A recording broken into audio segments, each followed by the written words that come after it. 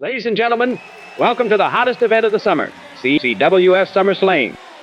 Tonight, we bear witness to an epic clash between two music icons turned wrestlers, as John Cooper and Michael W. Smith step into the ring to settle their long-standing feud once and for all. For years, these two musical maestros have been bitter rivals, their paths crossing time and time again as they battled for supremacy in the world of music. Cooper, the hard-hitting frontman of Skillet, known for his blistering riffs and high-energy performances, clashes with Smith, the smooth crooner with a heart of gold, whose angelic voice has captivated audiences around the globe. Their rivalry has spanned decades, with each artist claiming superiority in their respective genres. But tonight, they put aside their musical differences to settle the score in the most brutal arena of all, the wrestling ring. With tensions at an all-time high and pride on the line, there's no telling what lengths these two will go to emerge victorious. So sit back, buckle up, and get ready for a night of thrills, spills, and surprises here at CWF Summer Slaying. And here we go, folks. The bell rings, signaling the start of what promises to be an electrifying matchup between two music icons turned wrestlers. But wait, it looks like Cooper's got something devious in mind. Cooper grabs hold of Smith and throws him out of the ring, sending him crashing to the unforgiving floor below. The crowd gasps as the action spills outside the ring, and the referee begins the count.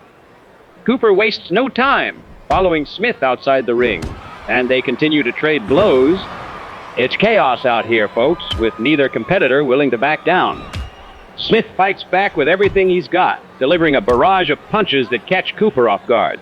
The crowd roars with excitement as Smith gains the upper hand. Wait!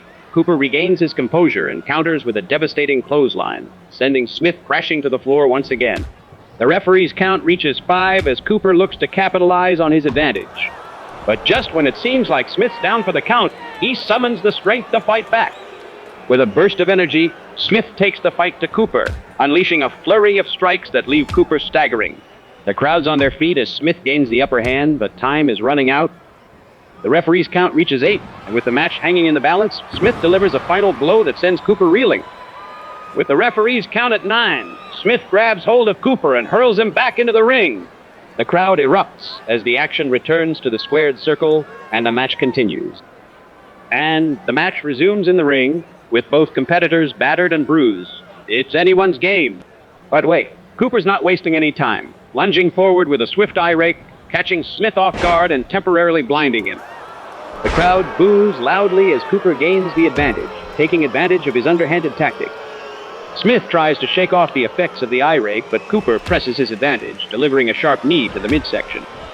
Smith doubles over in pain as Cooper seizes the opportunity to lock him in a tight headlock, wrenching away at his neck with malicious intent. The crowd chants Smith's name, urging him to break free from Cooper's clutches. But Cooper shows no mercy as he transitions into his signature move, the comatose chokehold. Smith struggles to breathe as Cooper tightens his grip, cutting off the oxygen supply and draining the life out of his opponent. Just when it seems like Smith is fading, he summons the strength to break free from Cooper's grasp. The crowd erupts as Smith fights back with a burst of energy, delivering a series of powerful strikes that stagger Cooper. Smith climbs to the top rope, ready to unleash his signature move, the healing rain flying elbow. He takes aim and leaps into the air, soaring gracefully before crashing down on Cooper with devastating force. Smith goes for the pin, the referee dropping down to count. 1, 2. But wait, before the referee's hand can slap the mat for the final count, chaos erupts as Stephen Curtis Chapman storms the ring, wielding a steel chair. The crowd watches in disbelief as Chapman targets Smith, who's in the middle of the pin, unleashing a brutal assault. With Cooper unconscious on the mat, Chapman swings the steel chair with vicious force, striking Smith across the back. The sound of metal against flesh echoes through the arena as Smith writhes in agony, the impact of the chair leaving him defenseless. The referee has no choice but to call for the bell, declaring this match a no contest due to outside interference, leaving the fans clamoring for justice in the world of professional wrestling. We now turn ringside for a few words with John Cooper. John, what a turn of events we've witnessed here tonight. Can you shed some light on what just transpired in the ring? Well, let me tell you, that was one wild ride, wasn't it? Michael W. Smith thought he could hang with the big boys, but he just found out what happens when you step into the ring with John Cooper. Strong words, John. And what about the interference from Stephen Curtis Chapman? Do you have any words for him after what he did? Chapman made a big mistake sticking his nose where it didn't belong. He may have thought he could take out Smith, but he just made himself a target in the process. Speaking of targets, you mentioned during a recent interview that you have your sights set on Lauren Daigle as your next opponent.